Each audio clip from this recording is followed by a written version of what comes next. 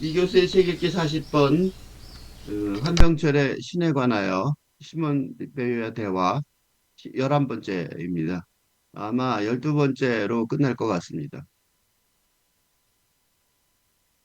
어, 7장 이게 마지막 장인데 권력의 연력학과 빈자리의 신역학. 짐작은 되시죠? 권력은 근대 권력이고 빈자리의 신역학은 탈근대죠. 한병철의 글을 보면 신문배우에 따르면 주의는 영혼을 더 높은 영역으로 들어올리는 영원한의 지렛대다. 그 주의가 뭐냐면 어텐션이죠. 어텐션. 근데 그냥 어텐션이 아니고 이 관심을 가지는데 여기서 이제 맨날 조심해야 될 게 너무 당연한 듯이 얘기하는데 사실은 관심, 주의, 어텐션은 관심으로 표현되기도 하는데 지금이 어텐션 비즈니스, 그죠? 예능이나 SNS나 어텐션 비즈니스, 관심 산업이죠. 주의 산업이죠. 관심 산업이 지금 시대의 산업 형태라는 것을 보면, 그지? 이 어텐션이 무조건 영원하고 관계되는 게 아닌 거죠. 그죠? 현 시대에 어텐션 비즈니스가 보면 음, 물질 중심주의적인 관점에서 보는 관점에서의 어텐션은 주의, 관심은 이 아니라 여기서 말하는 건 응? 아니라 그 영적, 네? 영성 중심주의적인 관심을 말합니다. 이 조심해야 돼요. 이게 자기는 주의라고 말해놓고 그 주의가 당연히 내가 아는 말로 받아들이겠지 그러지만 항상 조심해야 될 게 그래서 얘가 여러 번 이런 얘기를 했는데 데리다의 구명론이 되게 중요한 개념이에요. 꼭 잊지 말아야 돼요. 자크 데리다의 구명론, 그 예디름 이론인데 이론을 기억해야 합니다. 왜냐하면 근대에서 탈근대로 혁명적으로 전환하는 상황인데 이라서 문제가 뭐냐면 그러니까 근대적인 시스템이 아직 제대로 작동되는 듯 하기 때문입니다. 왜냐하면 그래서 특히 이론 분야, 담론에 있어서 어, 주요 개념과 용어들이 근대 시대의 의미를 담고 있는 음, 경우가 많습니다. 그 똑같은 용어를 한근대 시대의 현상을 설명하는데, 그러니까 뭐라 그럴까? 이런 주의사항, 그지? 이런 주의사항을 첨부하지 않고 사용하는 경우가 너무 많기 때문입니다. 너무 많습니다. 이게 지금도 마찬가지죠. 그 시몬 배위에 따르면 주의는 영혼을 더 높은 영역으로 들어올리는 영혼 안의 지렛대다. 그때 주의가 그럼 주의가 이게 영혼을 더 높은 전적으로 들어올리는 영혼 안의 지렛대겠구나 라고 생각하는데 사실은 아니란 말이죠. 왜냐하면 어텐션 비즈니스가 있잖아요. 관심 산업. 응? 사람들 주의만 집중시키면 우리 이 유튜브도 그렇죠. 우리 같은 유튜브는 그 주위에 관심 없지만 보통은 유튜브가 사람들이 많이 보면 돈 벌죠. 어, 우리는 그거하고 전혀 관계없는 식으로 지금 일하고 있지만 그러니까 돈이 되는 산업이란 말이에요. 자본주의 산업의 핵심이란 말이죠. 거기도 어텐션 쓰잖아. 똑같은 어텐션이야. 그러니까 이때 어텐션이 뭐냐? 그걸 조심해야 되는 거예요. 얼마나 어텐션이 다르냐면 이걸 조금 더 설명해 볼게요. 혹시 이제 이해가 나왔으니까. 지금 여기서 말하는 주의, 시몬 배유와 한병철이 강조하는 주의는 이거는 엄청난 거예요. 엄청난 주의입니다. 얼마나 엄청난 거냐면 엄청난 주의입니다. 어떤 엄청나냐면 어, 착한 사마리아인의 주의입니다. 그- 그러니까 강도를 당한 이방인, 강도를 당해서 죽어가는 길가의 이방인에게 주의를 하는 음, 행위를 말합니다. 지금도 그렇지만 그 당시에는 그가 이런 야만적인 사회여서 어? 이방인과 유대인은 여차직하면 폭력적 대결을 음, 시작하던 관계였습니다. 그러니까 적군이에요. 쉽게 말하면. 그러니까 그 앞서가던 이 차가 사마리아 말고 앞서가던 다른 유대인들이 모른 척 지나갔던 것입니다. 그러니까 지나가는 게 문제가 없는 거예요. 어? 뭐랑 비슷하냐면 이게 예를 들어 한국전 당시 응? 북한군이 북한 군인이 응? 길가에 그때는 뭐예요? 어? 전투 중에 수많은 병사들이 희생되는 상황인데 길가에 쓰러져 있다고 어? 그의 생명을 구하려고 어, 뭐야 그럴까? 온 힘을 다하여 주의를 기울이는 상황이라고 할 수 있습니다. 이거 용기가 있는 거예요, 없는 거예요? 엄청난 용기가 있는 거죠. 말도 못할 용기가 있는 거예요. 그래도 엄청난 주의인 거예요. 즉, 물질적이고 현실적인 이해관계, 이해타산을 포기하고, 그지? 어떤 보상도 없을, 보상이나 대가도 없을, 차라리, 응? 어때요? 차라리 비난이나 비판을 받을지 지도 모르는 행위를 하려고 주의를 기울였다는 말입니다.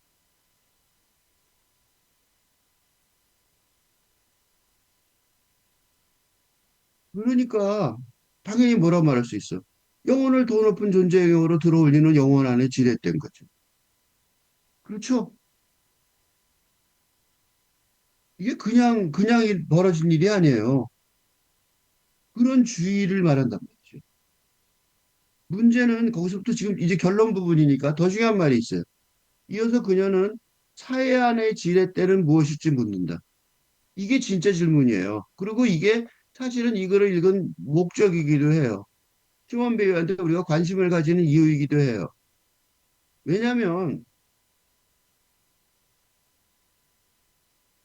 시몬 베이와 한병철의 글에 우리가 관심을 가지는 이유는 어? 근대 사회의 어? 작동 방식이 저는 통하지 않기 때문에 어? 그러니까 중심적인 사고 방식으로 어? 당대의 문제를 해결할 수 없기 때문인 거예요. 예를 들어 기후재앙의 경우 처음에는 CO2, 그지? 이산화탄소 배출을 줄이면 다 해결될 것, 될 줄 알았습니다. 그런데 그게 아니라는 게 점점 더 확실해지고 있습니다. 즉, 물질, 이산화탄소라는 물질의 배출을. 그러니까 물질적으로 생각한 거예요. 이게 뭐예요? 과학이죠? 처음에는 과학자들이 나서서, 어? 처음에는, 예를 들어, 처음에는 근대 과학자들이 나서서, 이게 1970년대부터 이랬던 소리예요. 1970년대, 1970년대부터. 그때는 근대 과학자들이 좋았죠. 왜냐하면 그때는 근대화가 신날 때니까. 나서서 뭐 이산화탄소라는 물질의 배출이 줄면 해결될 줄 알았어요. 그게 아니라는 게 점점 더 확실해지잖아요. 응? 그런 건 많아요. 이민자, 잖아. 소수인종, 소수민족이나 소수인종의 차별적 박해 현상. 또 물질적인 차원에서는 해결이 불가능합니다. 그러니까 웃기는 게 뭐냐면 특히 서유럽에 집중된 중동과 아프리카죠. 중동과 아프리카의 난민 문제를 둘러싼 정치적 투쟁에 있어서 지금 거의 전 대륙, 동유럽까지 어, 이민 반대를 주장하는 우파 정치 세력이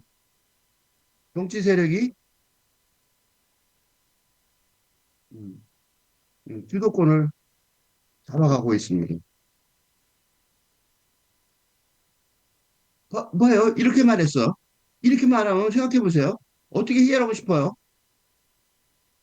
어떻게 해결하고 싶냐고. 이렇게 말하면 어떻게 해결하고 싶냐면 아, 아이가 그지?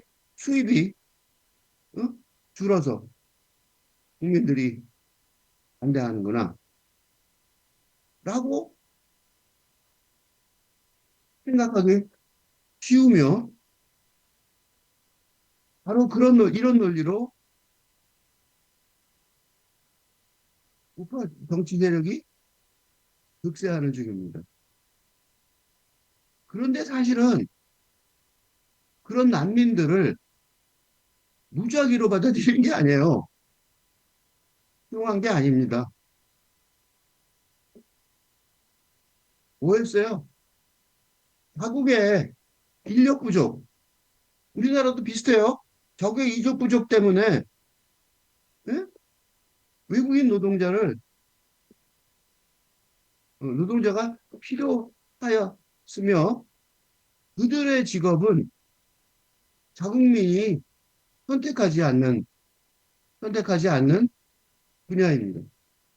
그러니까 물질적 차원에서의 문제가 아니라는 물론 조금은 있겠지. 어, 전부가 아니라는 말입니다. 이 근대사의 작동 방식을 온갖 걸 다 찾아보면 다 똑같아요. 이거 가지고 이렇게 해결하려는 거. 모든 문제, 내가 지금 두 가지만 얘기했는데 다 똑같아요. 그러니까 이 시몬 베이유와 한병철은 형제들이 8근대로의 혁명적 전환이라는 말을 안 했어요. 혁명적 전환이라는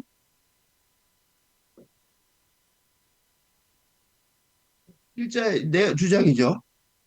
이라는 필자의 주장을 반복하지는 않지만 그냥 문제를 해결하기 위해서, 그지? 그들의 시도가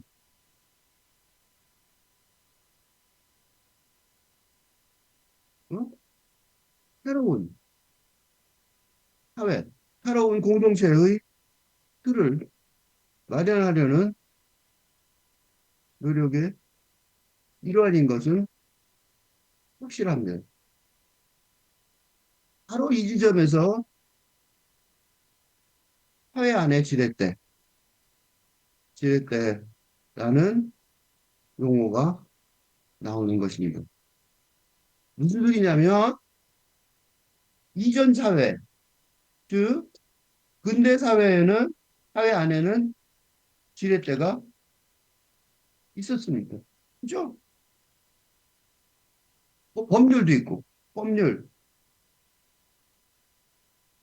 도덕, 관습 등 근대 사회가 수백 년 동안 거의 천년 가깝죠 이제 수백 년 동안 유지하게 해온 지렛대가 있었다는 것은 확실합니다. 단지 문제가 뭐예요? 단지 그런 지렛대가 작동하지 않는다는 게 문제입니다. 어? 뭐가 잘 작동되냐고. 그지? 이게 글자가 거대 서사. 어?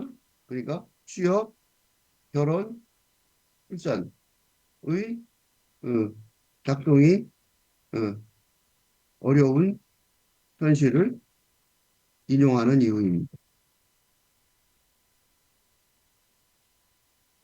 그래서 다시 보면 보세요. 위에 뭐라고 썼냐면 영원 안의 지렛대, 타의 안의 지렛대. 그렇게 말했잖아요. 이게 무슨 소리냐면 말하지 않은 상태로 말한 거예요. 되게 웃기는 거예요. 잘 모르면서도.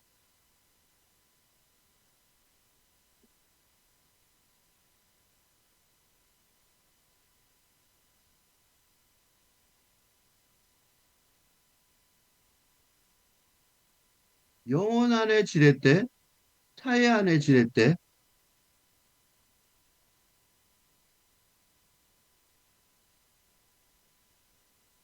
이어서 라고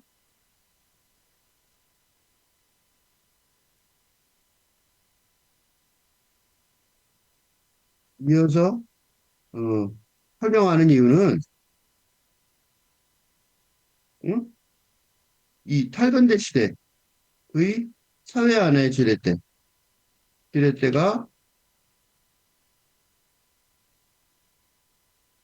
영원 안의 지렛대를 기초로 해야 한다는 말이기 때문입니다. 해야 하기 때문입니다. 응? 즉, 팔근대 시대의 핵심은 핵심이 영성 사상이기 때문입니다. 그러니까 영성 사상을 일하는 지렛대를 바탕으로 팔근대 시대의 사회를 어, 지탱하는 지렛대를 찾아야 한다고 생각한다는 점에서 홍문배기와 한경철과 필자가 동의하고 있다는 얘기입니다. 응? 그래서 이렇게 말할 수 있는 거예요. 그래서 갑자기 초자연적인 것과 사회는 어떤 관계일까? 라고 질문하게 되는 거예요. 이게 추상적인, 이 질문이 추상적인 질문이 아니에요. 그래서 초자연적인 것과 사회의 관계에 관한 검토가 추상적이고 학문적일 뿐인 질문이 아닙니다. 이는 영성사상을 바탕으로 하는 밝은대 사회를 어떻게 구성해 나갈 것인가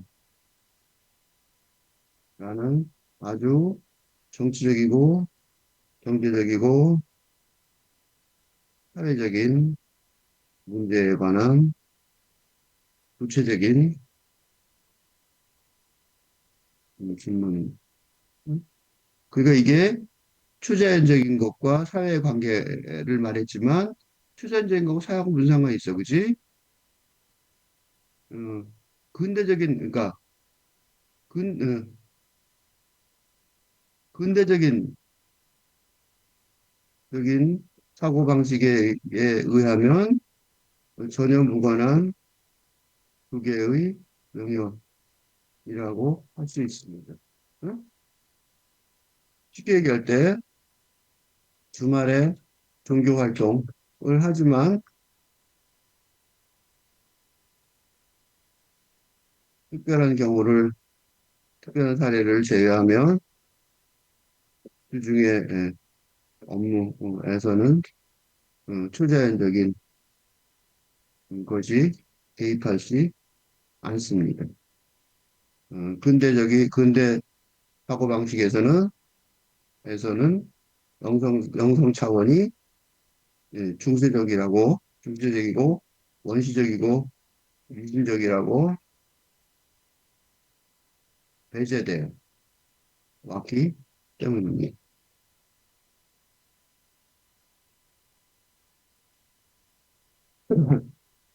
그래서 이 질문 자체가 근대적이 근대 탈근대적인 그렇죠? 이 질문 자체가 탈근대적이에요. 근데 대답이 좀 그래요. 어쩌면 사회 안에 지렛대는 종교라고 할 수 있다. 이거에 대해서 난 조금 의문이 있어요. 그러니까 이렇게 시몬 베이어가 말하는데 시몬 베이어의 이런 정의는 초자연적인 것, 종교라는 전제를 바탕으로 하고 있습니다. 그러니까 왜냐하면 시몬 베이어 시절에는 지금하고 근데 이건 시몬 베이어의 문제라기보다 어, 21세기 이 현재 영성의 시대라고 할 정도로 정의할 정도로 영성의 시대라는 게 하나 이상한 말이 아니에요. 정의할 정도로 그지? 기존의 종교 제도와 다른 영성적 차원을 인정하고 있지만 19세기 초, 20세기 초죠. 1930년이니까 20세기 초 시몬 베이르는 이런 구분이 현실화 될 것인지 상상할 수 없었으므로 이런 등식을 그 초자연적인 건 무조건 종교야, 그지? 즉 초자연적인 것은 무조건 종교라고 생각하는 음, 등식을 음, 자연스럽게 생각했을 것입니다. 그러니까 시몬 베이가 모르는 게 아니에요. 아는데 선구자라서. 그러니까 요컨대 요컨대 시몬 베이어는 선구자, 100년 입장, 그지? 예, 100년 앞선, 100년 정도 앞선 그런 선구자였기에 이런 선구자들의 예, 업적을 검토할 때 조심해야 될 거는 조심할 것은 음, 지금 시대와 다른 한계를 어? 드러낼 수 있다는 점을 고려해야 합니다. 응? 그 시험 배우가 초자연적인 것과 사회는 어떤 관계일까? 이제 그러니까 지금 다시 말하면 사회에서는 초자연적으로 어떻게 해야 되느냐? 그렇게 말할 텐데 그걸 뭐라고 하냐면 종교라고 할 수 있다. 응? 사회 안의 지도자 쪽, 그러니까 사회 안의 지렛대는 아까 말한 거 있죠? 그러니까 요거 영혼 안의 지렛대가 사회 안의 지렛대가 됐을 때 그건 종교라고 할 수 있다. 이렇게 말했다는 거예요. 그럼 지금 시대, 지금 속에서는 무슨 또 종교야? 이렇게 말할 수 있는데, 그거는, 그거는 우리가 100년 뒤에 있으니까 보이니까 그런 것 뿐이지 아니란 말이죠. 근데 이 사람이 얼마나 놀랍냐면, 이렇게 말은 이렇게 해놓고, 사실 어떻게 말하는지 하면, 하지만 어떤 의미에서, 이게 놀라운 거예요. 하지만 어떤 의미에서, 어떤 의미의 종교인가라고 질문한다. 이게 놀라운 점인 거죠. 시몬 배우가 왜 놀라운 점이냐면, 시몬 배우의 놀라운 점은 종교, 초자연적인 것, 이러한 등식을 제시하면서도 동시에 그 종교의 한계를 뚜렷하게 알고 있었다는 거예요. 우리는 지금도 모르는데, 그지? 지금도 대부분의 지식인들이 종교를 제도와 영성으로 구분하는 그 노력을, 시도를, 어, 대부분, 지식인들 대부분이, 누구도 그러냐면 지식인들 대부분, 특히 종교학자를 비롯한 종교 전문가들도 를 하지 못하고 있는 현실을 생각해 보면 시몬 배우가 얼마나 선구적인 통찰력을 가지고 있는지 확인할 수 있습니다. 놀라운 거예요. 지금도 종교 전문가들도 이런 얘기하면 이거 지금 잘 내가 받아들여질지 의심스럽거든요. 근데 벌써 하고 있어요. 그래서 뭐라 그러냐면 하얀의 지렛대는 아름다움 예식 등이다 이렇게 말해요. 하얀의 지렛대 뭐가 된 그러니까 영혼 안의 지렛대 영혼 안의 지렛대가 영혼 안의 지렛대가 반영된 하얀의 지렛대는 종교라고 말함과 동시에 뭐라고 말하냐면 아름다움 예식이다 이렇게 말해요. 그래놓고 뭐라고 말하냐면 따라서 종교다 이렇게 말해요. 종교란 사람들 모를 테니까 종교란 말 자기 쓰고 싶지도 않은 거야 사실은. 중요한 말이 뭐냐면 아름다움 예식 등이라고 말한 거예요. 놀라운 거라고. 자기 시대의 한계를 빵 뛰어넘은 사람이죠. 이거 엄청난 사람이에요. 우리는 우리 시대의 한계를 못 뛰어넘잖아. 근데 자기 시대의 지식의 그 담론의 한계를 팡 뛰어넘어서 종교라고 말하는 거는 사람들을 위해서 말해준 거야. 어? 그래. 영혼 안에 지렛대를 찍은 뭐에 있어요? 종교에 있잖아요. 라고 말해주지만 사실은 본인은 알아요. 그거 갖고는 안 돼. 아름다움 예식 등이라. 이런 놀라운 수준이에요. 그거다가 이제 한병철이 해석하려고 노력하는 거죠. 뭘 해석하려고 노력하는 거예요? 바로 이걸 해석하려고 노력하는 거예요. 아름다움 예식이 뭐냐? 이걸 설명하는 거예요. 그냥 종교가 아니라.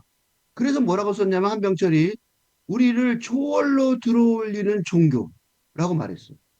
그냥 종교가 아니라고 한병철도. 그래서 한병철도 대단한 거야. 순복음 교회는 아닌 거죠. 순복음 교회와 달리. 그지?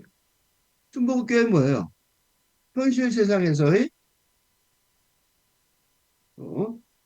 진짜 복음을 받아야 한다는. 어떻게 현실 생활에서는 뭐예요? 물질주. 진짜 물질적인. 그래서 목사님, 그 교회 가면 목사님부터 돈 많이 번 사람 칭찬하고 못 받았다 그러고 그래요. 그런데 한명철이 뭐라 그러냐면 우리를 초월로 들어오리는 종교. 종교라고 그냥 말하지 않고 뭐라고 했어요? 우리를 초월로 들어올리는 이라고 설명을 붙인단 말이죠. 그게 없으면 삶은 위축되고 생존으로 쪼그라든다는 거예요. 그러니까 뭐야? 생존. 존재만 한다는 거지. 먹고 살기는 하지. 삶은 신성함을 잃고. 그래서 신성함이라는 단어가 또 나왔어요. 한갓삼. 발가벗은 삶으로 주저앉는다. 생산, 소통, 소비의 내재가 삶에서 모든 신성함을 앗아간다. 지금 무슨 설명하는지 아시겠죠? 아름다움과 예식을 현대어로 설명해야 된다고 한병철도 충분히 알고 있는 거예요. 그래서 한병철이 세계적이에요. 예식은 뭐냐? 이때 예식은 조심해야 될 게 주의 훈련이라고 설명한 이유가 있어요. 왜 예식은 주의 훈련이라고 설명했냐면 예식은 어, 기존 종교의 제도를 유지하는 어? 예식이 아니라 어? 교회 가서 예배 보고 그러는 거 있죠. 그게 예식이 아니라는 거지. 그게 예식이 아니라 주의 훈련이라는 거예요. 주의 훈련 아까 말했죠. 무슨 소리냐면 이때 주의는 착한 사마리아인의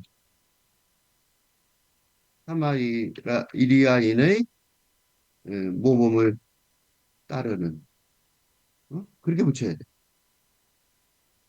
이때 주의는 텔레비에 열심히 보고 그러는 게 아니라 착한 사마리아인처럼 목숨을 바치고 자기의 위협을 무릅쓰고 관심을 가지는 그런 주의예요. 예식이라는 게 그 훈련이라는 거예요. 예식은 삶을 들어올리고 신령하게 승화한다. 그래서 이 말이 나옵니다. 삶을 들어올리고 무슨 소리예요? 영적으로 올라가게 하고, 그지? 삶이 올라가는 거예요. 그래서 어떻게 됐어요?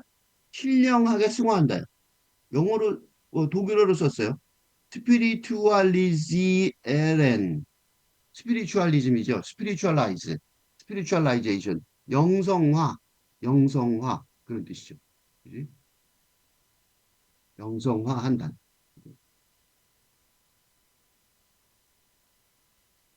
영성화한 즉 영성화 영성의 세계로 진입하는데 어?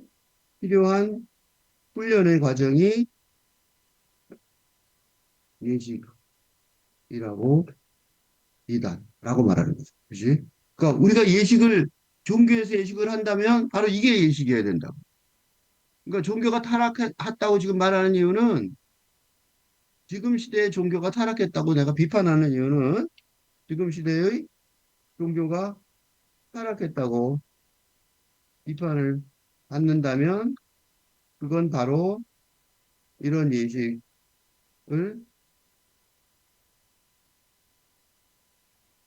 하지 않는다는 비판과 비난과 마찬가지입니다. 영성화되지 않으면, 어? 자기를 영성화하지 못하게 한다면 그건 종교가 아니에요.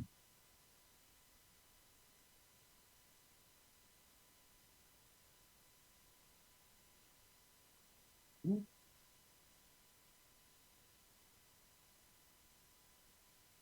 이게 마법과 신비가 없는 삶이 되는 거죠. 마법과 신비가 없는 삶. 이게 나하고 무슨 상관이 있냐 싶죠. 초자연적 면모가 없는 삶은 삶이 아니다. 여기 중요한 말이 삶이 아니다는 거예요. 너희들 사는 게 아니야. 그 소리예요. 그러니까 사는 게, 사는 게 아니게 되는 것입니다. 응? 살아야 소용이 없다는 말입니다. 심하게 얘기하면 죽을 때 후회만 남는 삶이라는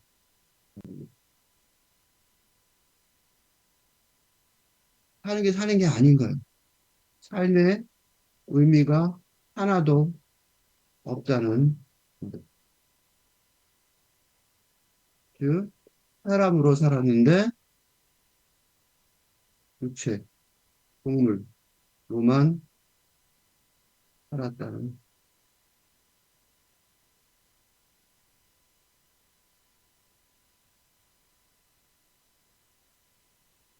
이래서 뭐예요? 이래서 사람들이 외로워. 음, 동물들끼리에서 외로울 수밖에. 비록 같은 집에 살다.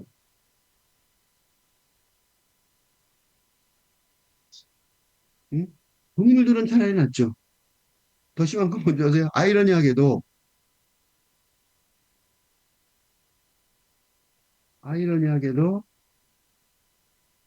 그래도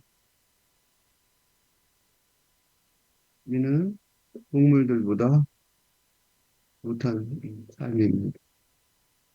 응? 반려견이나 반려묘의 동영상 쇼츠가 겁나 많은 이유입니다.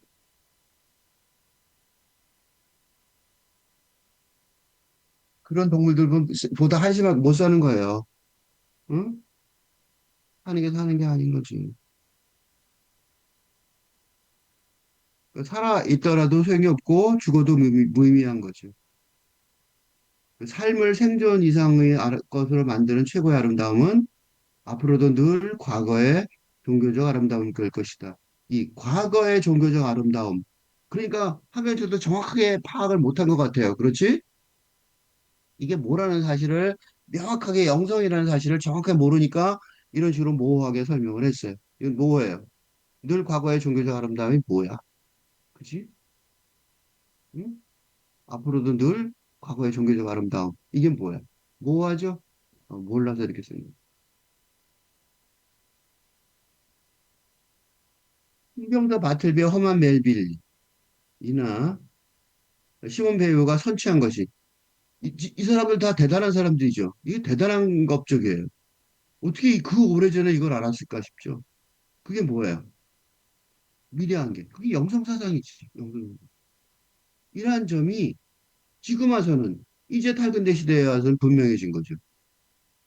그래서 영혼을 더 높은 존재의 영역으로 들어올리는 영혼 안의 지렛대를 실천하는 타의 안의 지렛대가 무엇일지. 이게 되게 중요하죠, 그러니까. 그럼 세상은 어떻게 바뀌어야 되는 거야? 그 얘기예요. 그럼 앞으로 세상은 어떻게 바뀌어야 되는 거야? 라는 거예요. 이거 관심 가지 않을 수가 없죠? 신문배의 영성사상에 한별적과 더불어 필자도 주의 깊은 관심을 가지지 않을 수 없습니다. 그래서 지금 한병철의 글을 읽고 있는데 이 글 뒤에 지금 시몬배위의 글을 영성사상을 다시 또 찾아가서 읽고 있습니다. 왜냐하면 엄청나게 중요한 사람이라서 사연의 지렛대가 좀 있을까 해서 사연의 지렛대는 아름다움 예식 등이니까 따라서 종교다라는 시몬배위의 정의는 아까 얘기했듯이 역사의식을 선취한 자의 한계죠. 이거 뭔지 구체적인 미래가 안 왔으니까 지금처럼 100년 전이니까 구체적인 미래 현실에서의 세밀한 적용 능력의 결함을 드러냅니다. 이게 바로 우리 후배들이 해야 될 일이란 말이죠. 거기서 진짜 그러면 어떻게 살아야 되고 어떤 행동을 해야 되고 어떤 제도를 만들어야 되고를 우리가 여기서 읽어내야 되는 거예요. 이 선배들의 노력을 바탕으로. 그 중에 하나가 필자는 이렇게 설명할 수 있어요. 종교는 현실 세상의 제도와 그것의 기초인 영성으로 구성된다. 그래서 아름다움이기도 한 선함이 바로 영성이고 그게 중요한 거는 지금 시대의 종교 제도는 세속의 삶에 영향하는 경향이 심해졌기 때문에 이 거대한 기대한 종교의식의 힘에 의문이 제기되는 거죠. 그냥 종교의식은 아니다는 거죠. 그지? 종교의식을 하면 잘 가서 예배를 잘 보면 뭐 카톨릭의 성찬 예식하고 있는 그런 얘기를 하는데 그것만 하면 될 거로 교회만 오세요 그럼 될 걸로 그렇게 생각하는데 그건 좀 곤란하다는 거죠. 리추얼과 예식은 반복되죠. 그 예식은 어저께 한 예배도 오늘도 지난주에 했던 예식은 이번 주에도 또 하죠. 그거는 그 영혼의 형식을 부여하는 척도의 구현은 맞아요. 그지? 그 예식을 통해서 무슨 그게 구체적으로 무슨 효일이나 양, 그러니까 근대 사회의 물질주의적인 음, 이런 거하고 아무 상관도 없죠. 그러니까 아무것도 생산하지 않죠. 생산을 하지 않는 게 중요한 거죠. 예식에서는. 뭘- 그래서 영혼의 형식을 부여하는 척도의 구현일 수는 있어요. 그래서 중요한 거는 그게 아니라, 근데 그게 아니라 더 중요한 거는 인간의 삶의 목적은 영혼 안에 건물을 마련하는 것이라는 말이에요. 내가 살아가는 거는 영혼 안에 건물을 마련한다는 거예요. 건물이 뭐냐면 리추알과 예식이 우리 안에 뭐 하냐면 우리가 그 안에 살 수 있는 서사적 공간을 형성하는 거예요.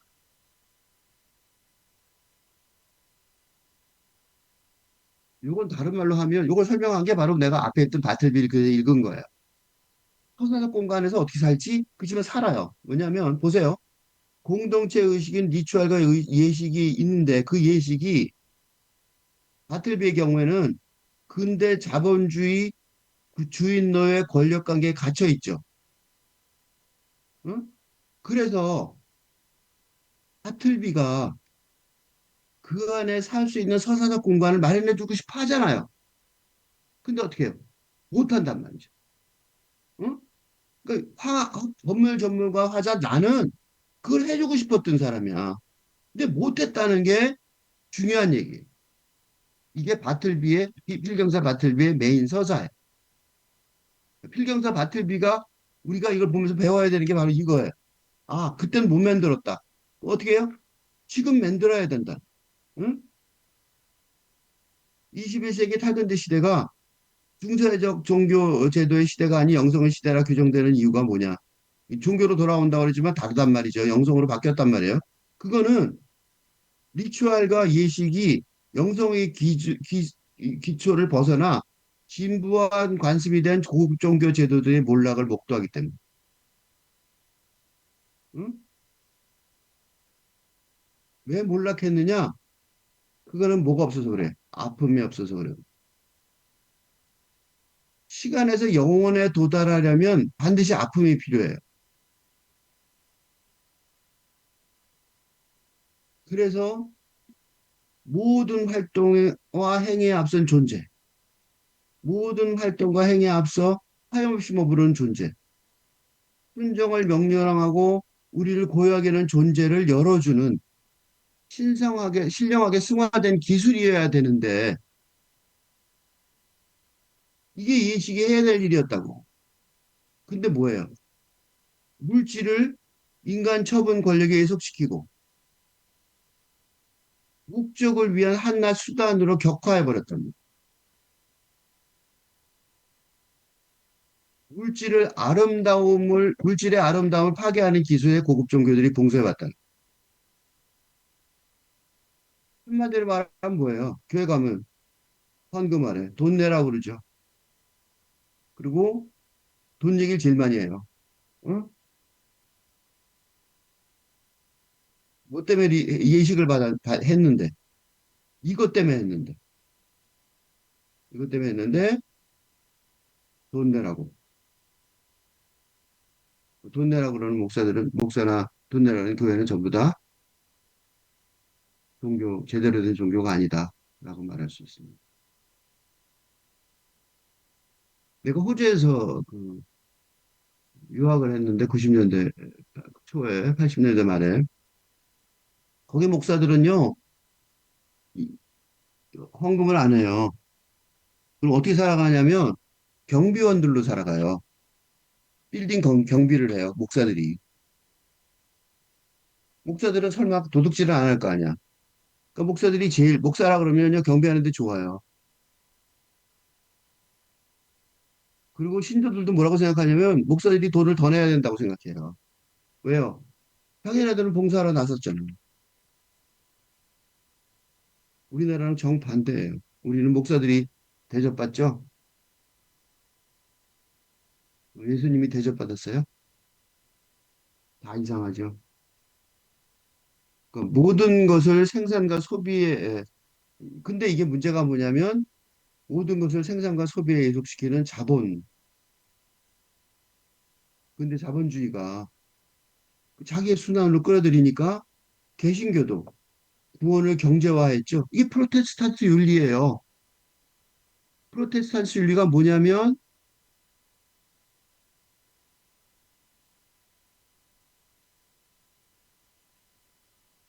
프로테스탄트 윤리가 뭐냐면 그전까지는 돈을 번다.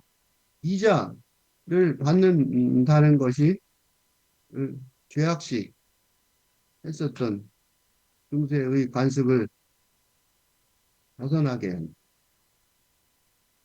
그러니까 뭐예요? 자본 증식도 행복의 일종이라는 근로윤리, 윤리를 실천하여, 개신교를 근대화가.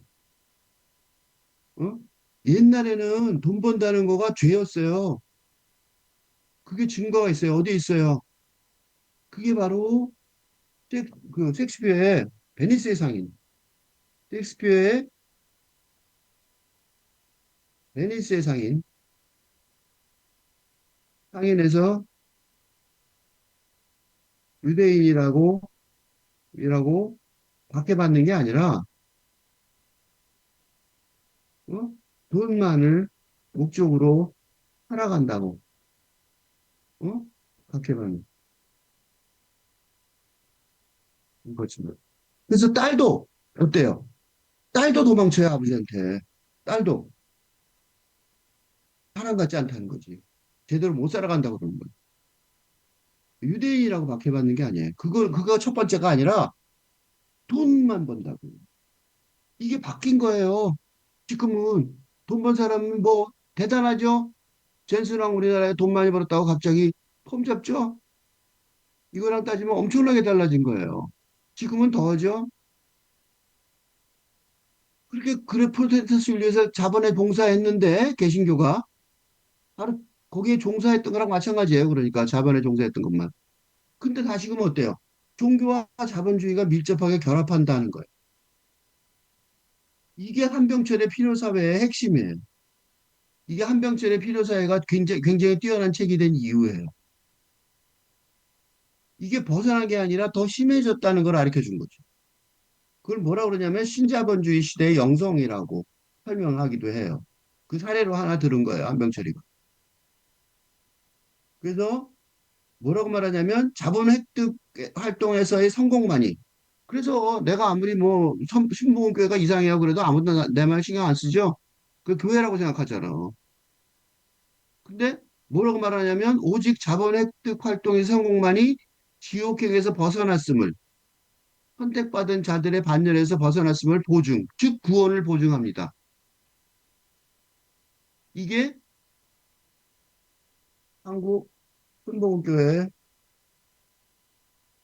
핵심 교리인데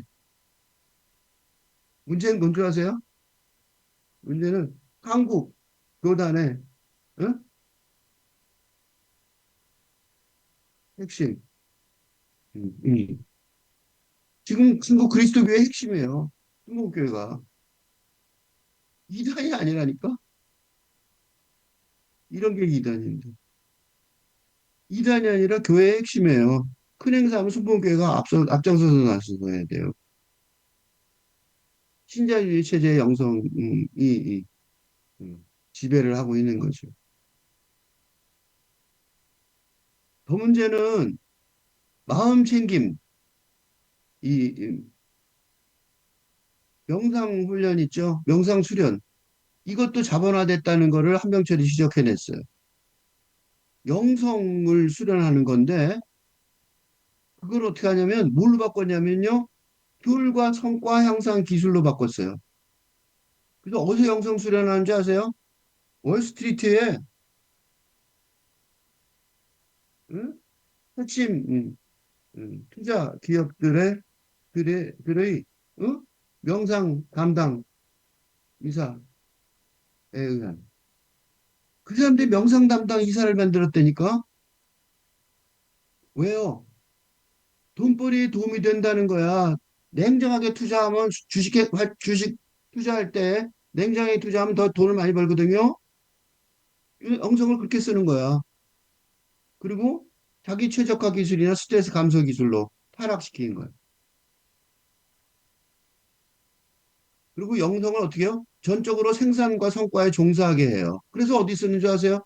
학교 교실에서 써요. 학교 교실에 학생들 수업 집중하게 하려고. 그치? 초등학교 교실에서 수업 시작 5분간 영상을 통해 집중력을 높이는 훈련을 하는데. 미국에서 지금 하고 있어요, 다. 동양 영성사상이 들어간 게 아니라 분명히 들어갔죠. 근데 이렇게 사용하고 있어요, 지금. 그러니까 마음챙김 수련이라는 게, 근데 우리 조계종에서는 마음챙김이, 조계종에서도 지금 이걸 도입하고 있죠. 우리는 아직 순진해요. 이런 거 모르고 영성 수련하는 걸로 받아들이고 있어요. 여기는 이렇게 받아들이는데. 그러니까 한국의 조계종도 지금 조심해야 되는 게, 조계종이 중심으로 한국 조계종을 종종이 지금 하고 있는데, 종종이 제 대표적인 어른이죠. 을 중심으로 명상 수련을 도입, 적극적으로 홍보하고 있는데, 네. 명상 수련이라는 게 사실은 뭐냐면 선불교 삼선 수련의 초보 단계죠. 그래서 문제는 뭐야? 이런 마음챙김 수련이 미국식이죠. 이러니, 그지? 신자유주의에 의해 쉽게 상업화 될 수 있다는 점을, 위험성을 잘 모르는 거죠. 우리가 늦으니까 미국에서 지금 이런 일이 벌어지고 있는데 그래도 한명 처리가 이미 다 정확하게 말했는데 모르는 것 같아요.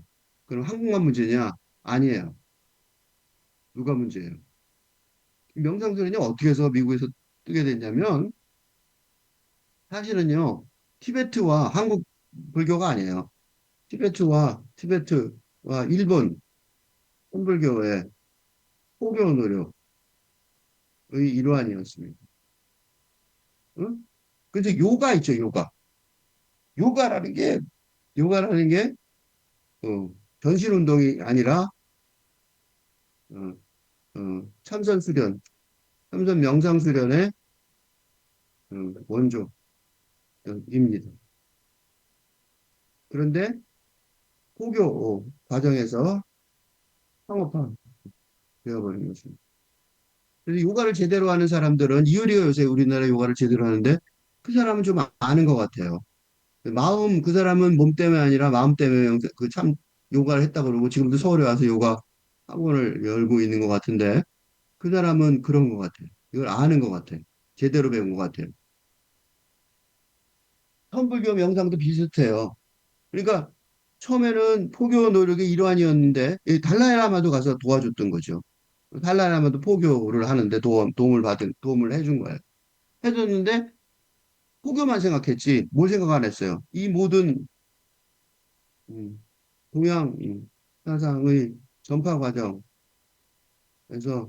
가장 큰 음, 한계는 그 사상적 의의를 전혀 고려하지 않았다는 것입니다. 응? 그러니까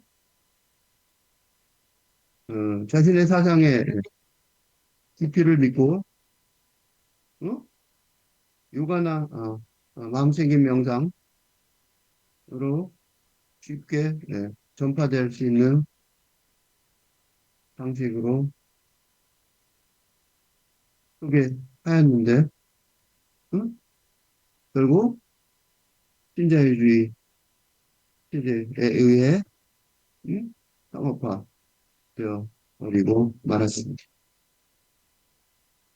문제는 이게 응? 서구인의 스트레스를 해소하는데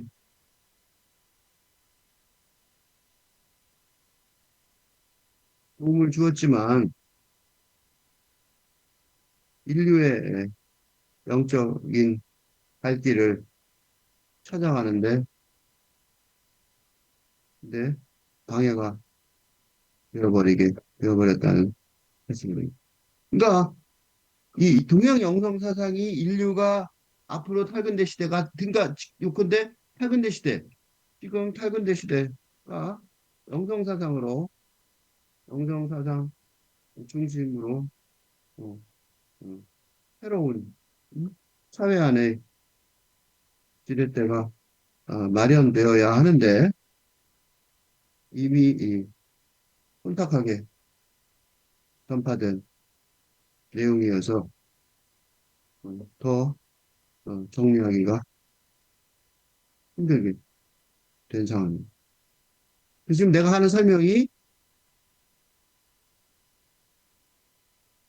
설명이 이런 얘기로 귀착될 수 있어요. 셀프 케어, 자기 돌봄, 어? 신자유적 자기 관리 이런 걸로 생각할 수 있는 거죠.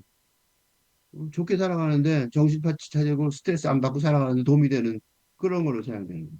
그러니까 여기 써 있잖아요. 본래는 자본주의에 맞선 힘일 수 있었던 영성.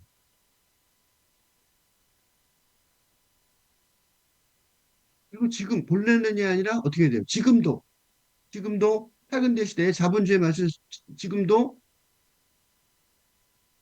팔근대 네, 자본에 맞서는 힘이 되어야 하는 영성. 음. 음? 그러니까 말하자면 중요한 도구가 힘이 빠져버리게 만들어 버린 거죠. 자본의 재물이 되는 게 천자본주의 현실이란 말이죠. 돈, 기계와 대수학, 현대문명이 새 괴물이라 시몬 베이가 간결하게 말하는데 이를 현재에 맞게 갱신하여 현재 문명의 새 괴물은 자본, 디지털과 인공지능이라고 한병실이 번역합니다. 이 괴물들이 왜 괴물이냐면 괴물인 이유가 뭐예요? 괴물인 이유는 인간을 정신을 양과 효율의 노예로 벽하기 때문에. 그건 비교가 되잖아. 넌 얼마 갖고 있니? 집은 몇 평짜리야? 그죠? 그러니까 이 영혼 안의 지렛대를 반영하는 사회 안의 지렛대가 무엇일지 묻는 시몬 베이유의 질문이 현실 중심 근대 사회가 영성 중심 탈근대 사회로 혁명적으로 전환하는 시대의 역사의식을 선취하고 있으니까 그렇게 주의 깊게 바라보아야 합니다. 어떻게 고쳐야 되는 거지? 뭘 기준으로 해야 되는 거지? 그래서 굉장히 주의 깊게 바라봐야 된다. 그래서 한명철도 주의 깊게 바라보는 거고 나도 다시 한번 또 자세히 보는 거야. 인간의 정신이 정신적인 것과 마주하지 않고 달리 무엇을 마주한다는 말인가? 어? 그 정신이 뭘 하고 있냐고. 인간의 정신의 대상은 정신이다. 지식인의 목표는 자신의 정신을 온 세계에 새겨진 신비로운 지혜와 통일하는 것이다. 그렇다면 학문의 정신과 종교의 정신 사이에 어떻게 맞섬이 심지어 결별이 있을 수 있겠는가? 학문적 탐구는 종교적 관조의 한 형태일 따름이다. 100년 전에 이 말했는데 지금도 이 말이 안 먹히죠. 학문적 탐구와 종교적 관조의 한 단계다. 이렇게 말해보세요. 학계에 가서. 응? 과학자들 있는데 학문적 탐구가 아니라 이게 다 종교적으로 명상하는 훈련의 과정입니다. 어? 그러니까 학문의 정신하고 종교의 정신하고 뭐가 다르냐? 두 개 같은 거다라고 얘기하면 학교에서 쫓겨날 겁니다. 어느 학교든지. 우주가 정신적이지 않다면 인간의 정신이 우주와 관계를 맺는 것은 불가능하죠.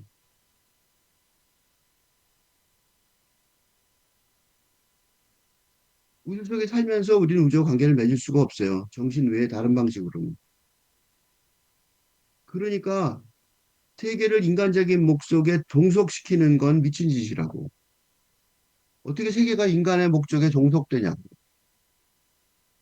정말 웃기는 얘기예요. 세계에 관저적으로 다가가는 태도가 더 중요하다고.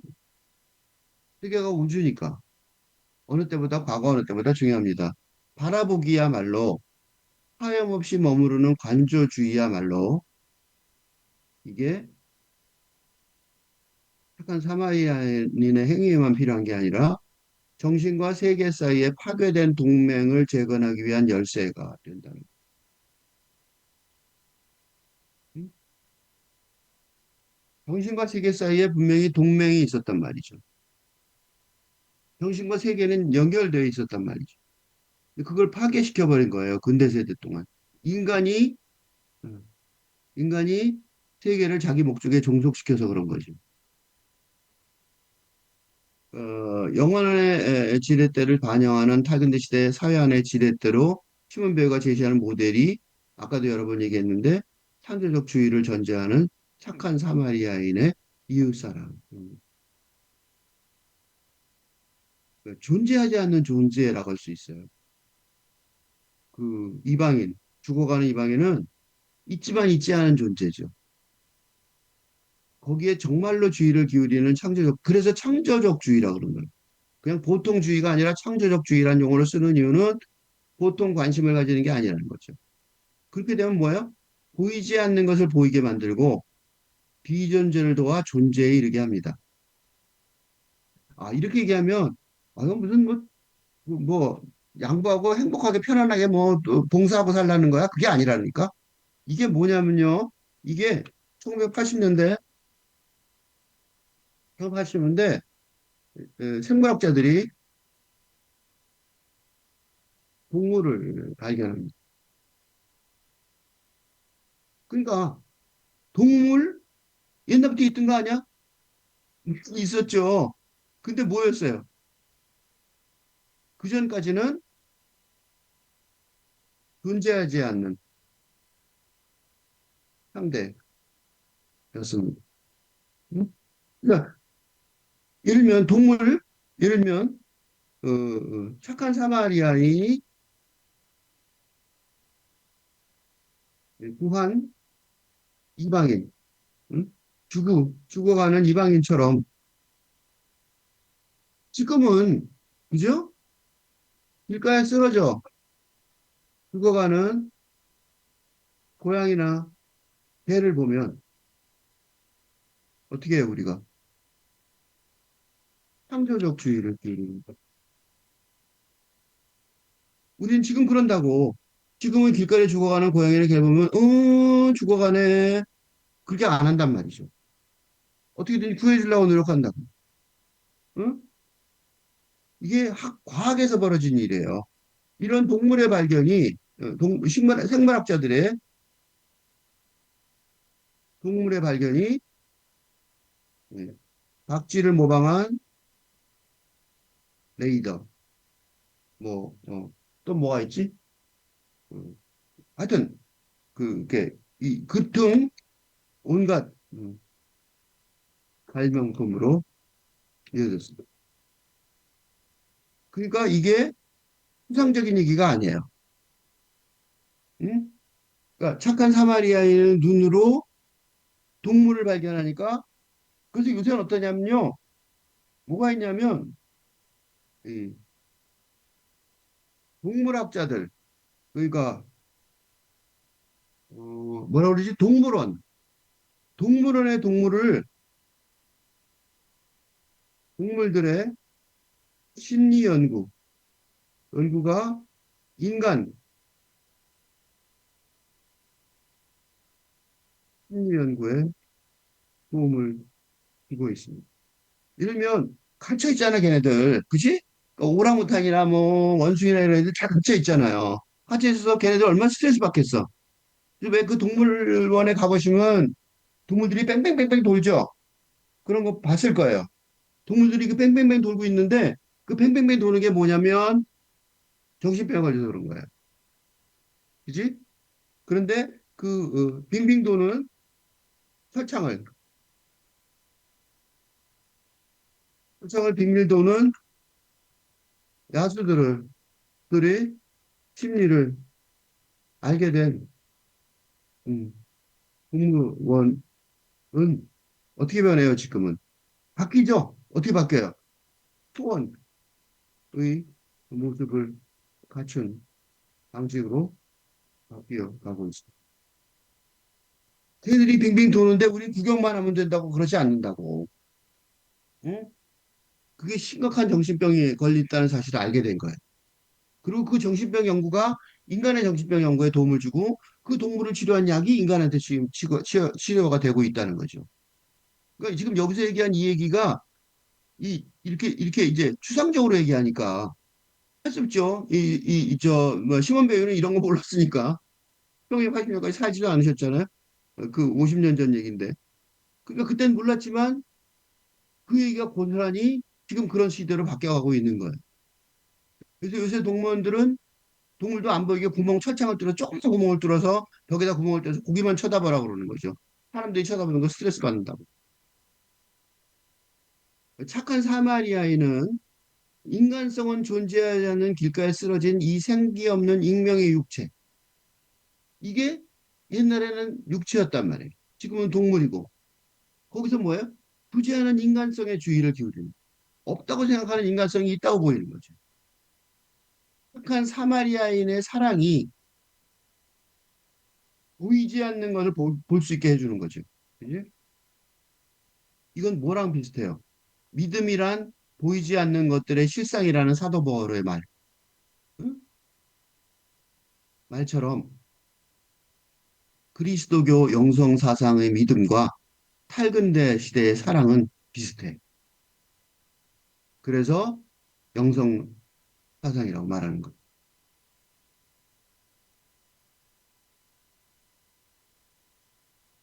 자기 절제를 전제하는 타인을 향한 주의. 응? 사카 사마리안처럼 없는 보이지 않던 인간성까지 볼 수 있는 능력. 그런 거가, 응, 다시 말해서 중력에 맞선다고 할 수 있는 거죠. 중력이 뭐예요? 중력이 자연스러운, 자연적인, 자연현상인, 현상인. 무슨 소리냐면 그러니까 물질적 세상의 모습이, 응? 그 중력에 맞선다는 것. 가만히 있으면 중력에 다 끌려가는 거죠. 그러니까 이 중력에 맞선다는 말은 다른 말로 하면 자기를 최대화하는 권력의 경제에 맞선다는 거. 응? 동물들은 그래요. 동물들은 자기를 최대화하는 권력의 경제를 갖고 있어요. 어? 동물들은 누구나 우두머리 하나 있어서 우두머리가 전부 다 차지한단 말이죠. 그런데 자기 절제를 전제하는 타인을 향한 주의. 이 새로운 팔근대적인 사고방식 영성사상은 초자연적이라고 말할 수 있어요. 여기서 뭐라고 말할 수 있냐면, 이런 얘기하는 거. 근대에서 팔근대로의 역사적 전환이 라고 말할 때 이렇게 질문할 수 있어요. 왜 그런 식으로 역사적 전환이 이루어지는가? 라고 질문할 수 있어요.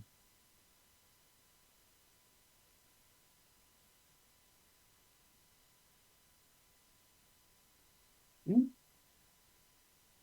이게 무슨 의미가 있는 거야? 이런 전환이 있을 때 이런 전환이 도대체 무슨 의미가 있는 거야? 그냥 네가 말해서 그런 거야? 아니면 진짜로 그런 거야? 라고 말할 때 이런 생각의 바탕에는 이런 역사적 전환의 사고방식 바탕에는 이런 게 있다고 볼 수 있어요. 인간이 동굴의 원시인 시절, 크로마뇽이죠. 시절에서부터 지금까지, 그지? 지금까지 점점 더 번영하고 발전하는 길로 이어져 왔다는, 응? 믿음이 있습니다. 신의 섭리인지 뭐라고 말할 수 있는지 모르겠지만 신의 섭리라고 말할 수 있을지도 모르는데 이런 관점에서 근대에서 탈근대로의 전환, 혁명적 전환도 인류의 발전과 번영의 길이라고 보여집니다. 그 증거는 어? 지금 조금 전에 한 얘기예요. 인간이 육체와 영혼을 가진데 육체의 측면에서 어? 근대 시대까지 그지? 자기자, 자아의 자아의 영역을 최대화하는 권력의 경제, 그지? 가 발전되어 왔는데 이제 와서 전혀 다른 영적인 측면에서의 변화를 요구받고 있기 때문입니다. 그러니까 인간에게 육체뿐만 아니라 영혼도 있는데 드디어 영혼의 측면을 삶에 적용하여 살아가는 삶이 시작되는 것인지도 모릅니다. 응? 그러니까 지금까지 동물의 왕으로, 동물의 왕이죠. 제일 똘똘한 동물의 왕으로 살아왔다면 이제부터는 인간으로, 참인간으로, 진인이라고 그러죠. 불교에서 말하는 진인, 불교에서는 진이라고 그러죠. 진인, 참인간으로 살아가기 시작해야 한다는 역사적 소명일지도 모릅니다. 내가 이건 확신할 수가 없어요. 증거가 더 많이 있는데 증거가 그렇더라도 확실하게 땅 때려서 빵빵 하고 결론을 지을 수는 없어요, 아직. 하지만 거의 그래요. 그래서 그래서 왜 이런 얘기를 했냐면, 그래서 지금 이 담론의 논지가, 약하게 살라고, 어? 그지? 손해보고 살라는 권유처럼 들린다면, 그건 큰 오해입니다. 탈근대는 근대를 포함하면서도 초월하는 전략이 요구됩니다. 즉, 동물의 왕의 길을 포기하는 게 아니라 그 넘어서서 인간이기도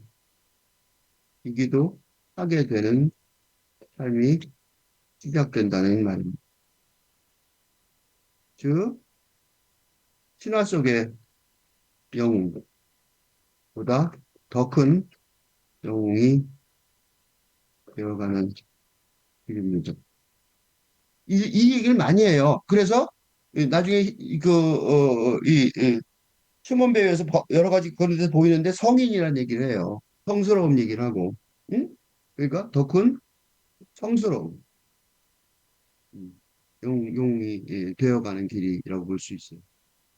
아니, 잘못하면 아 이거 그냥 뭐 그럼 뭐야 손해보고 살라는 거네. 그렇게 얘기하면 큰 오해란 말이죠. 응? 그거는 손해보고 살라는 건 아니에요. 응? 그래서 왜 그러냐면 자기 확장으로서의 권력은 어떻게 해요? 주의를 파괴하죠. 타인을 향한 주의로서의 주의를 파괴해요. 그래서 그렇지만 의도 없는 다정함으로 타인에게 자신의 주의를 선사하는 사람은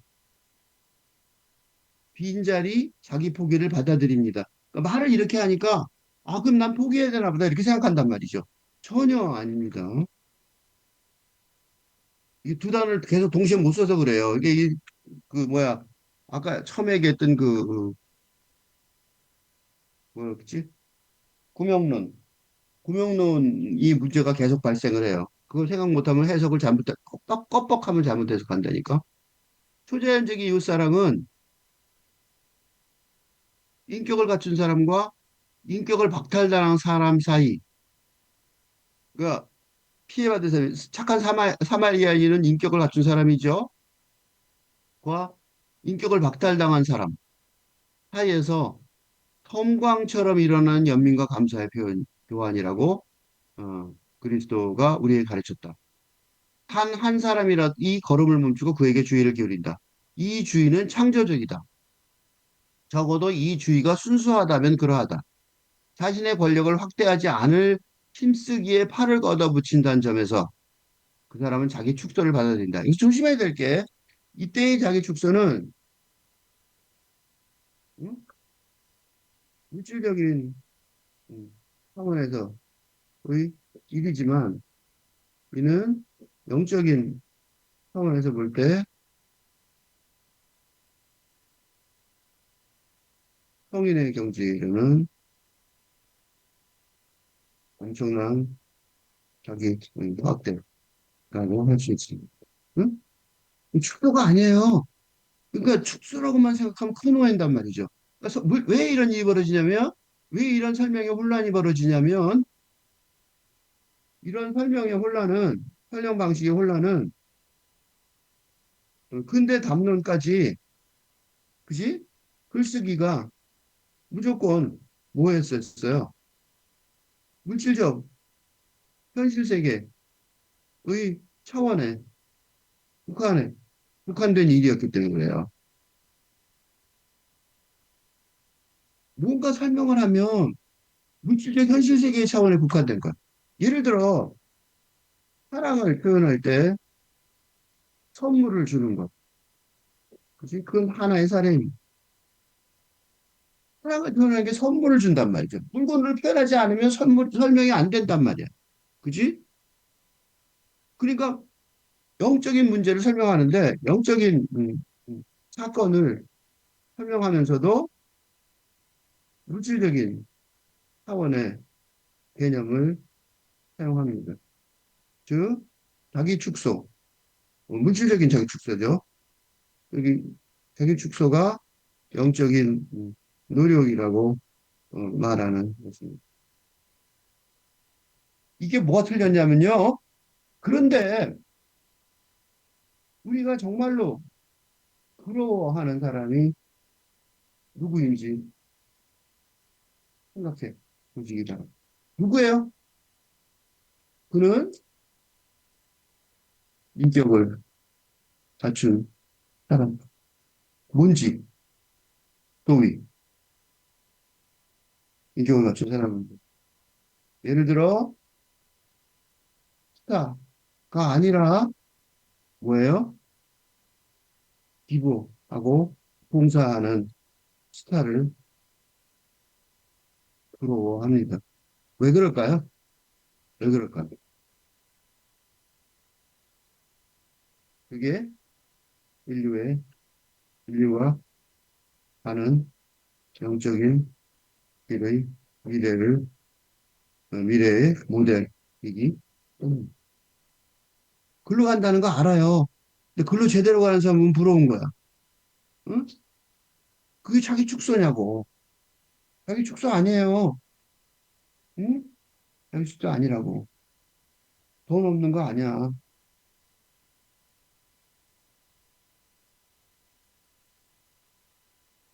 대칭으로의 경제는 우리에게서 어그럼을 빠가가지만 보세요. 또 그렇게 나와요. 대칭으로의 경제, 기브앤테이크의 경제죠. 응? 이게 이제 보통 말하는 경제예요. 보답을 요구하지 않는 이게 뭐냐면 요거는 뭐냐면 데리다의 경제죠. 이와 대척적인 데리다의 경제.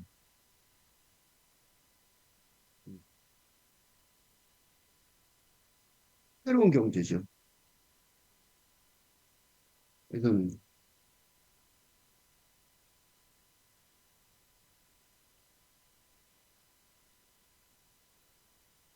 대칭으로서 기브앤테이크. 이건 기브 앤 테이크예요. 선물도 다 기브 앤 테이크예요. 응? 내가 너 선물 줬지. 그러니까 너도 나한테 줘야 되지. 이런 거죠.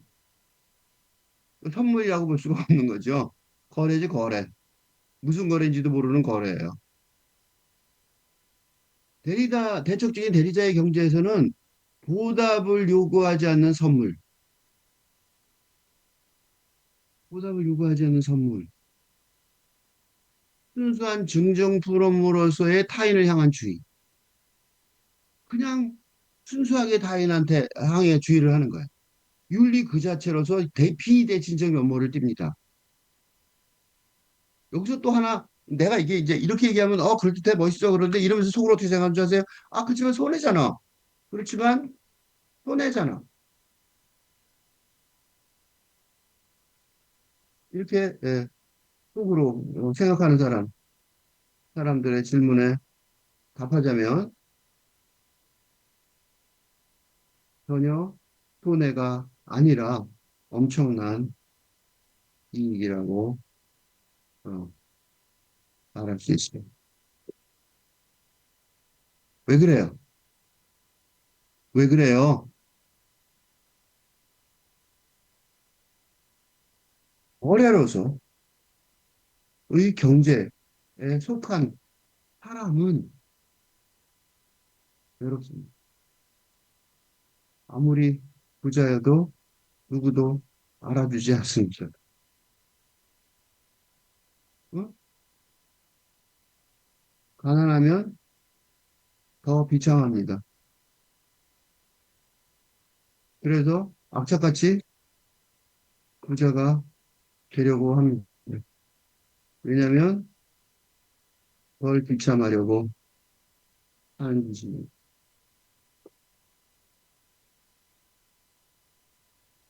그래도 비참하고 외로운 건 변함이 없습니다. 그죠? 비대칭적 경제, 응? 선물, 현대의 경제를 살아가면 외로울 수가 없고, 응? 비참할 수가, 할 리가 이것만으로도 뭐, 될 것이고. 물론 그 선물과 환대가 거래가 아닌 방식으로 보답된다면 지금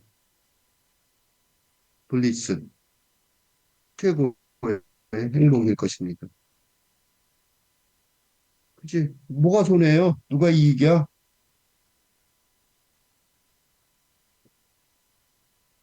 존 조브스케에게 보낸 편지에 시몬 베이거 쓰듯 주인은 너그러움이란 말 썼어요.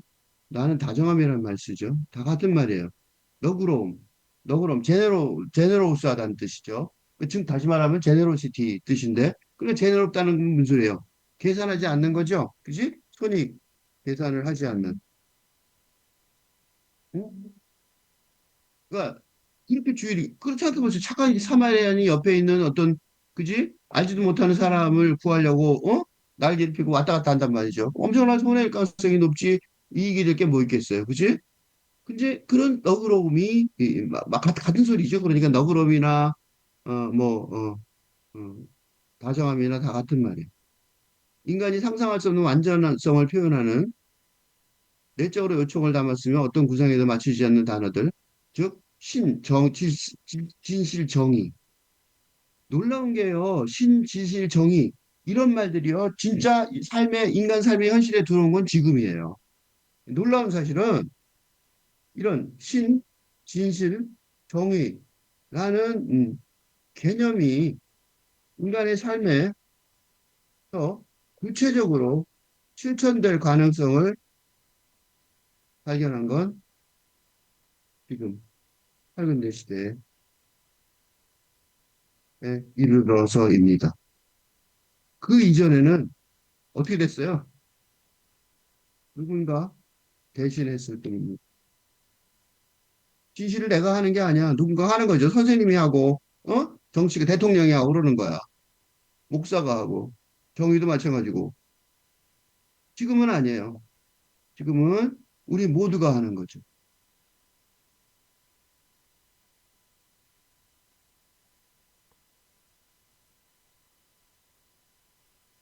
육체적 섹스, 정신적 고백과 감정적 열정 등 근대 사랑의 세 차원을 인간 경험의 필자 인간 경험 4단계 담론 체계에 따라 이해한다면 근대적 사랑을 포괄하여 영적 차원의 결합을 표출하는 탈근대 정동인 다정함이야말로 내가 밀고 있는 말이죠. 사회 안의 지렛대로 반영되는 영혼 안의 지렛대라고 볼 수 있어요. 아까 말한 너그러움이나 다 비슷한 단어인데 그래서인지 그 데리다를 비롯한 탈근대 주요 사상가들과 더불어 시몬 베유도 근대적 열정의 사랑보다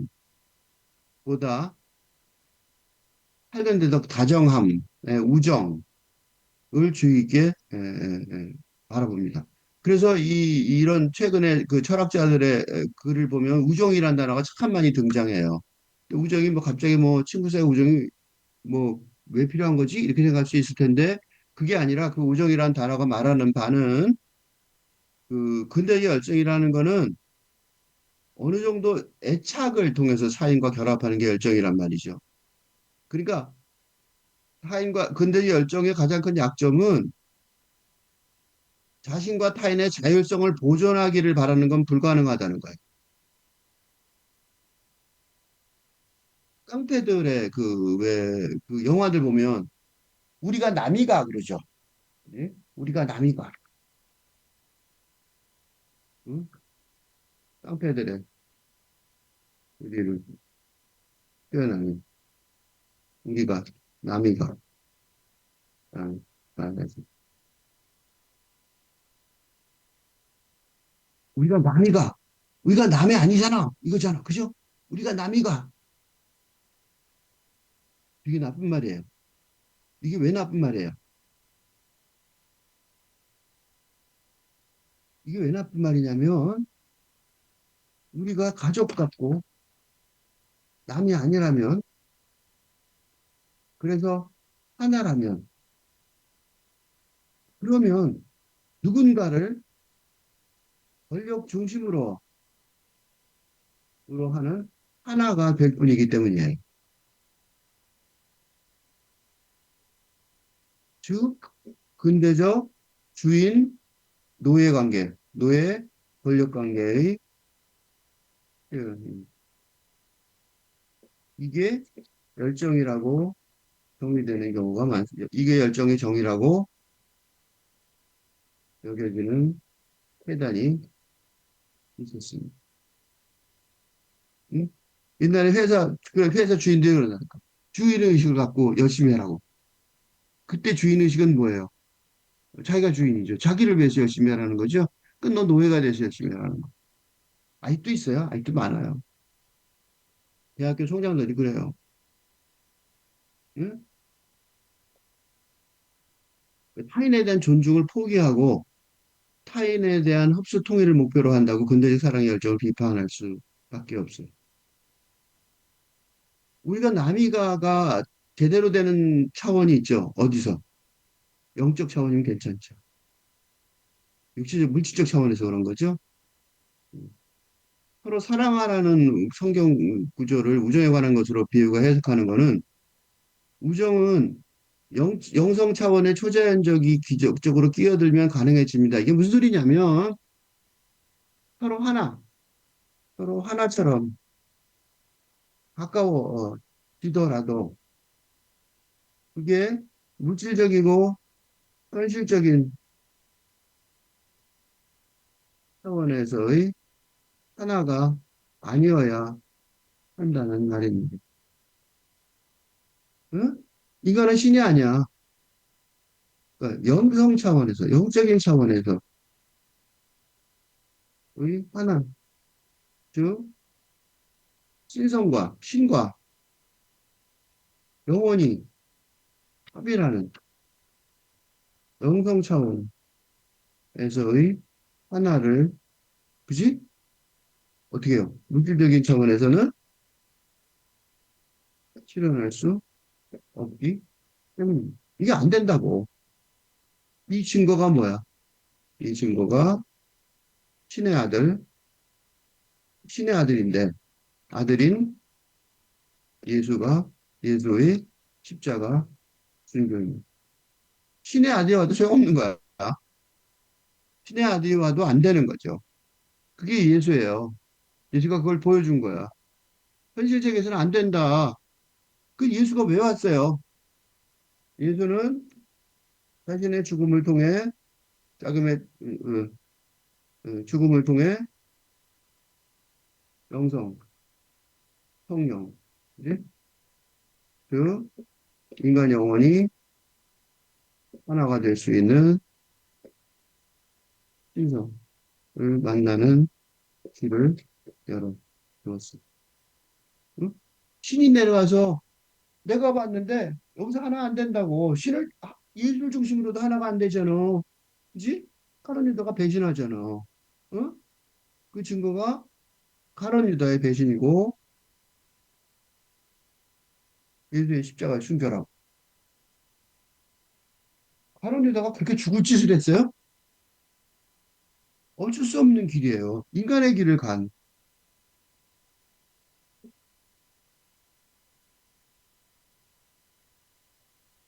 카론 유다는 악당이고 악마가 아니에요. 인간의 길을 간 거죠. 이게 불행히도 예수를 그 십자가의 죽음에 하기 때문에 유명한 사례가 돼버렸죠. 우정은 우정은 욕구뿐만 아니라 필연도 벗어나고 우정을 갖고 있으면요 욕구나 필연 꼭 필요한 타인에게 다가가지 않고 가까이 멀리서 타인을 바라보는 멀매 가까움 존중의 거리 두기를 명령하기 때문에 갈등이 줄어드는 거죠 많이.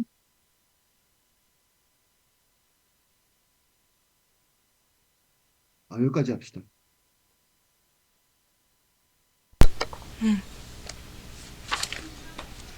빨리 그래.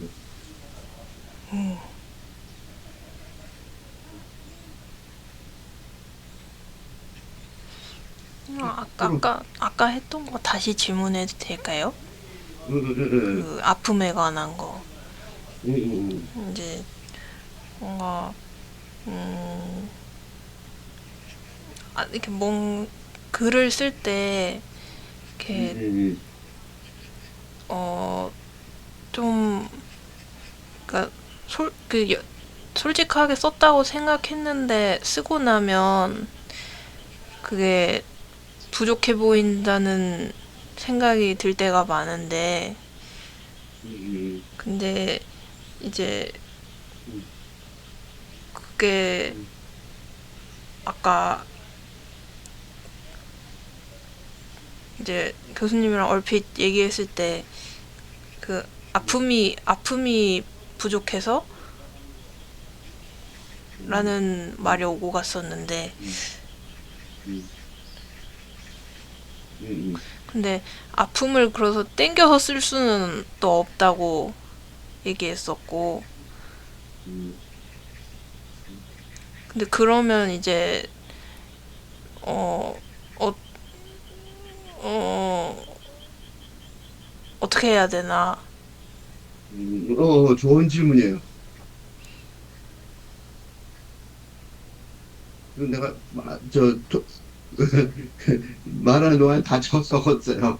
음, 응? 그랬을 때 부족해서 그랬을 때 솔직하게 최선을 다했어도 부족하다는 생각이 들 때가 많습니다. 그지? 음, 아픔이 부족해서 라는 말이 오고 갔습니다.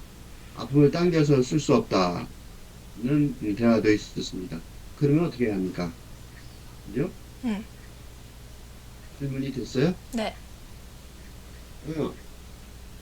어, 이, 그, 그러니까 글을 쓴다는 것, 그거는, 그것의 바탕에는 뭐가 있어요? 생각하고 느낀다는 거, 그지? 그지? 응? 진료가 어, 깔려 있습니다. 그지? 응? 그러니까 내가 생각하고 경험하지 못한 것을 쓸 수는 없습니다. 그죠? 최소한 상상이라도 해야 합니다. 그죠?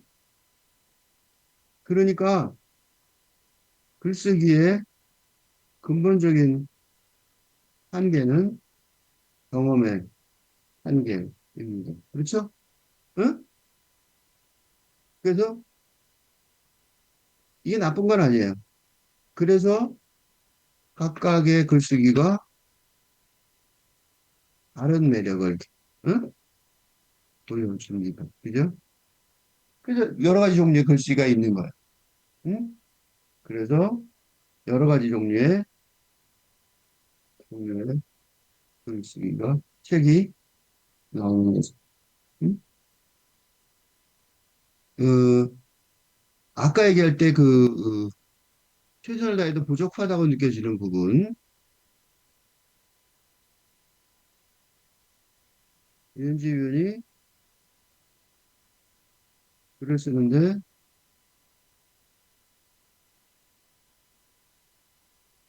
최선을 다하는데 부족하다고 느끼는 건 그지? 경험 부족에서 비롯하는 게 많을 것입니다. 그지? 이때의 경험은 피상적인 것이 아니라 아주 깊은 수준의 것을 말합니다. 그죠? 글을 쓰려면 그냥 예를 들면 일기가 아니니까 이은지 의원이 말하는 게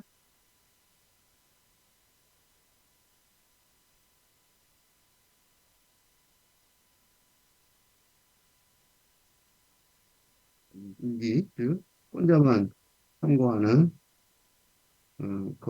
글을 말하는 게 아니기 때문입니다. 어, 글을 쓴다는 건, 그지? 글을 읽을 미래의 독자들과 대화를 하려는 행위입니다.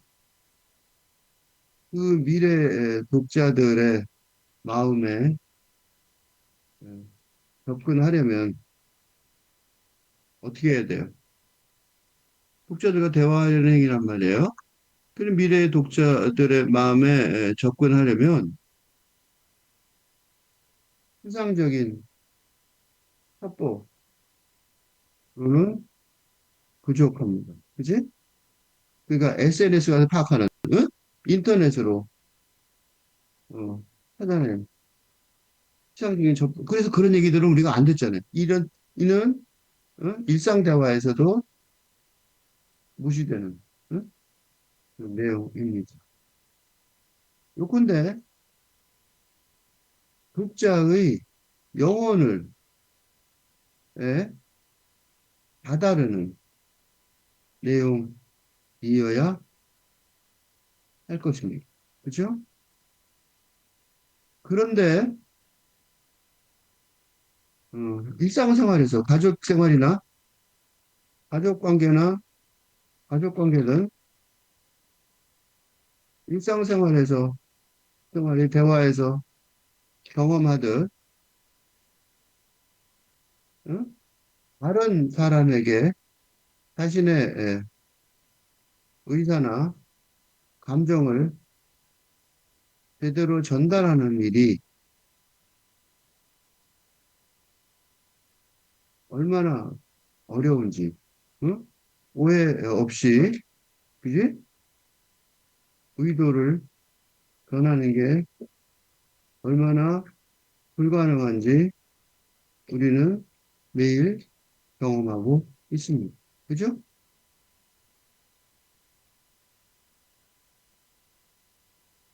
그니까 맨날 보는 사람들하고도 잘 오해하기 힘들단 말이죠. 그지? 거꾸로 일상생활에 이 대화가 잘 되는 경우를 생각해 본다면 그건 대부분 뭐예요? 대부분 육체, 물질 차원이나 응? 정신, 사상 차원이나 감정, 정동 차원을 이거까지는 돼요. 그지? 차원을 넘어서서 적어도 적어도 감정이나 정동 차원 또는 영성 차원에서 만날 수 있을 때입니다. 그렇죠? 그지? 응? 그 3번 먼저 3번부터 보세요. 3. 감정 정동 차원에서 만나는 경우 중 하나가 어, 피자가 좋아하는 프로야구 응원 어, 상황입니다. 그지? 서로 전혀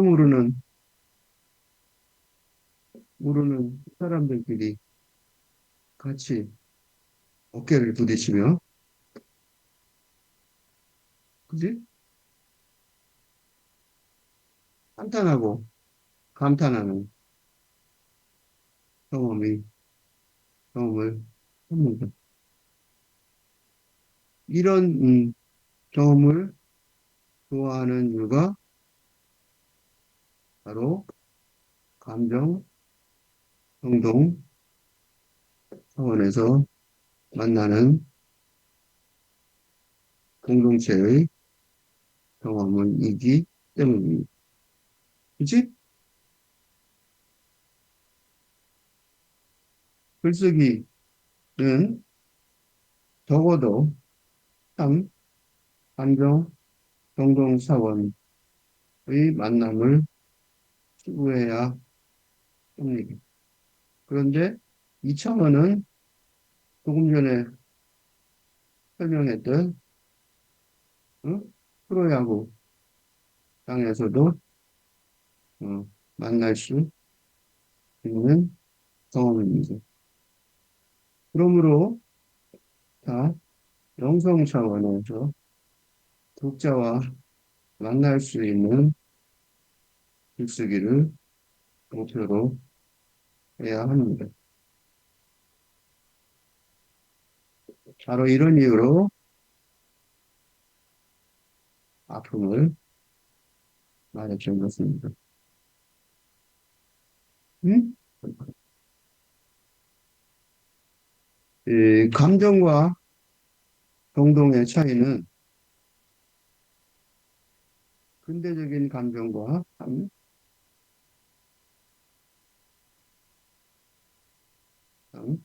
할근대적인 행동의 차이가 아주 큽니다. 근대적인 감정과 정서는 어? 근대적인 사고방식, 그 이분법에 어, 사로잡혀 있는 경우가 대부분입니다. 플러스 마이너스, 응? 적과 악을 이라는 대립적인 관계를 어, 기쁨과 슬픔, 응? 의 대립적인 감정 정서의 관계로 어, 그지?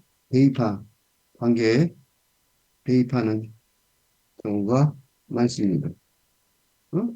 그래서 기쁨을 강조하고 최대한 슬픔을 피하려는 게 근대적인 감정과 정서의 대처법입니다. 어? 이는 병원에서도, 병원의 의사, 의료진의 태도이기도 합니다. 병원의 의사들은 슬픈 얘기 안 하죠. 절대로 안 해요. 어? 우리도 안 하죠. 우리도 장례식장에서도 슬픈 얘기 별로 안 해요. 그러니까 필자가 강조하는 아픔은 그러므로 참 짧은데 여긴 정동입니다. 어? 근대적인 아픔도 있을 수 있어요. 근대적인 아픔의 개념도 있을 수 있지만 그건 뭐예요? 그건 그건 영성사상, 영성 차원과 연결되는 그 영성 차원을 필출하는 감수성이 아니기 때문입니다. 응? 맨 처음에 했던 얘기 다시 들어가서 볼게요. 아픔이 부족해서 아픔을 당겨서 쓸 수 없다. 는 말이 바로 그거예요. 그 설명을 할게요. 필자가 아픔이 아직 어, 부족하다 라고 말한 이유는 경험이 부족하다 하니까 조금 더 오래 살면서 겪어야 한다. 말이 아닙니다. 응? 그게 아니에요. 영성적 차원으로 을 표출하는 아픔의 경험을 하면 될 것이라는. 그러면 뭐라고 말할까? 모든 작가에게, 성공적인 작가죠. 성공적인 작가에게 있는 삶이 모처럼 자신에게 딱 들어맞는 경험을 하게 될 것이고, 그게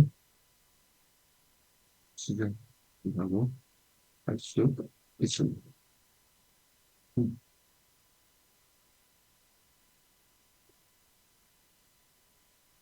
추가 질문.